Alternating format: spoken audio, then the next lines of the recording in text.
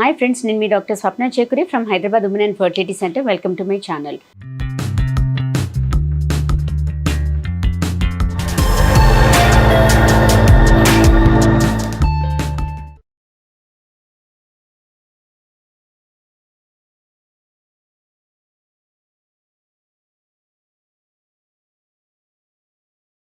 So మనకు ఒక infertility couple వచ్చినప్పుడు బోత్ అంటే లేడీస్ది జెంట్స్ది ఎవాల్యుయేషన్ చేస్తాం. లేడీస్లో సరే మనకు ట్రాన్స్వెజనల్ స్కాన్, హార్మోన్స్ అవన్నీ కూడా చెక్ చేసుకుంటాం. వెరాజ్ జెంట్స్ సైడ్ నుంచి ఏంటంటే మనకు సిమెన్ అనాలిసిస్ చెక్ చేసి అందులో ఒకవేళ కౌంట్ తక్కువగా ఉన్నా, కదలిక తక్కువ ఉంది, లేదు మొటిలిటీ ఆర్ మార్ఫాలజీ తక్కువగా ఉన్నప్పుడు మనం డిఎన్ఏ ఫ్రాగ్మెంటేషన్ ఇండెక్స్ అంటే డిఎఫ్ఐ టెస్ట్ అంటాం. అది యాక్చువల్లీ మ్యాండేటరీ. ఎందుకోసం అంటే అందులో మనకు డిఎన్ఏ ఫ్రాగ్మెంటేషన్ ఎంత పర్సెంటేజ్ ఉంది అనేది తెలుసుకుంటాం. అంటే it's like the genetic material అనేది ఆ స్పర్మ్ వీరకణాలు కరెక్ట్ గా ఉన్నాయా, లేకపోతే ఏమైనా డ్యామేజ్ ఎక్కువగా ఉందా అనేది కనుక్కోగలుగుతాం ఆ టెస్ట్ లో, ఇది డిఎఫ్ఐ టెస్ట్ లో. సో దట్ డిఎన్ఏ ఫ్రాగ్మెంటేషన్ ఎక్కువగా ఉన్న వాళ్ళకి ఏంటంటే మనం యాంటీ ఆక్సిడెంట్ సప్లిమెంట్స్ ఇస్తాం. అట్లీస్ట్ మినిమం 3 months వాడుకోండి అని చెప్తాం. 3 months తర్వాత మళ్ళీ డిఎఫ్ఐ ఇండెక్స్ అది మళ్ళీ చెక్ చేసుకుంటాం. అంటే ఏమైనా జెనెటిక్ మెటీరియల్ ఫ్రాగ్మెంటేషన్ అనేది, ఆ బ్రేక్ డౌన్ అనేది ఏమైనా ఇంప్రూవ్మెంట్ ఉందా లేదా అనేది. బికాస్ మనం అది చెక్ చేసుకోలేదు అనుకోండి, కొందరికి ప్రెగ్నెన్సీ అందినట్టు అబోర్షన్స్ అవుతుంటాయి. కొందరు ఏంటంటే మనం రెట్రోస్పెక్టివ్ గా కూడా చెక్ చేస్తాం. అంటే చాలా మంది అంటారు మాకు ప్రెగ్నెన్సీస్ వస్తున్నాయి కానీ వచ్చిన ప్రెగ్నెన్సీస్ నిలబడట్లేదు, అంటే ఫస్ట్ 3 months లోనే